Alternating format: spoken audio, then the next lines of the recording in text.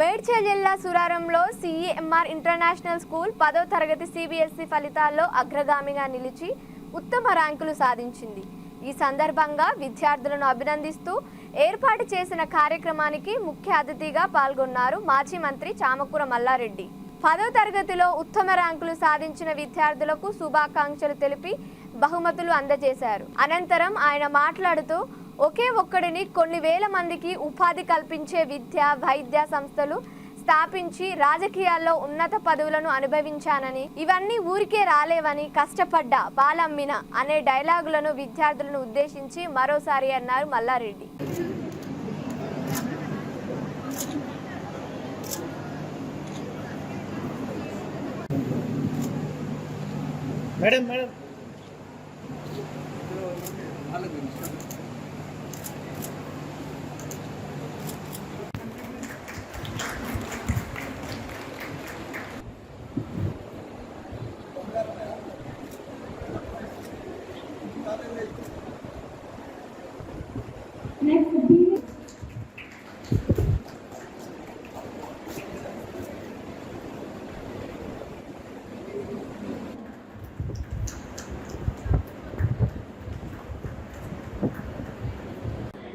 CMR school international school Shapur Nagar రెండు కూడా CBSE schools. Shahpur Nagar పెట్టి ఒక 15 సంవత్సరాలు అయింది. ఇక్కడ ఒక 8 సంవత్సరాలు అయింది సూరారంలో పెట్టి.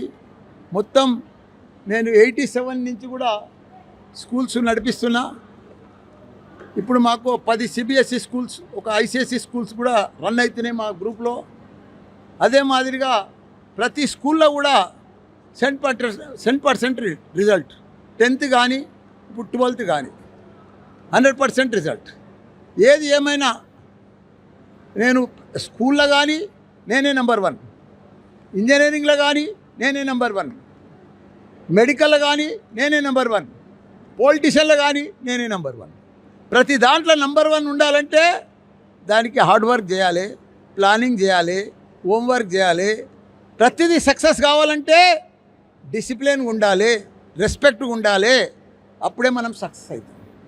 ప్రతిదీ కూడా భగవంతుడు నాకు ఒకటే జీవితంలో, సింగిల్ జీవితంలో, నేను ఇదే జీవితంలో పాలమ్మినా, ఇదే జీవితంలో పూలమ్మినా, ఇదే జీవితంలో బోర్వెల్ నడిపించిన, ఇదే జీవితంలో స్కూల్స్ పెట్టినా, ఇదే జీవితంలో ఇంజనీరింగ్ కాలేజీలు పెట్టినా, మెడికల్ కాలేజీలు పెట్టినా, ఇదే జీవితంలో ఎంపీ అయినా, ఇదే జీవితంలో మినిస్టర్ అయినా, ఇదే జీవితంలో మళ్ళీ ఎమ్మెల్యే అయినా. అంటే ఒక్క జీవితంలో నువ్వు ఇన్ని పనులు ఇంత సక్సెస్ కావాలంటే అది మామూలు విషయం కాదు. నేనేం మాయ చేయలేదు, నేనేం మంత్రం చేయలేదు, నేనేం బాబాని కూడా కాదు. నేను ఒక ఆర్డినరీ సింపుల్ లో ప్రొఫైల్ హై థింకింగ్ మనిషిని. ఇంత పెద్ద సక్సెస్ కావాలంటే నేను ఒకటే చెప్తా అందరికీ, మా స్టూడెంట్స్కి కూడా, సక్సెస్ అంటే ఎక్కడనో దొరకదు. సక్సెస్ అనేది మార్కెట్లో దొరకదు. సక్సెస్ అనేది మన చేతిలోనే ఉంటుంది. అదృష్టం అనేది కూడా మన చేతిలోనే ఉంటుంది. భగవంతుడు అనేది కూడా మన దగ్గరనే ఉంటాడు. మనం ఎంత కష్టపడితే మనం అంత సక్సెస్.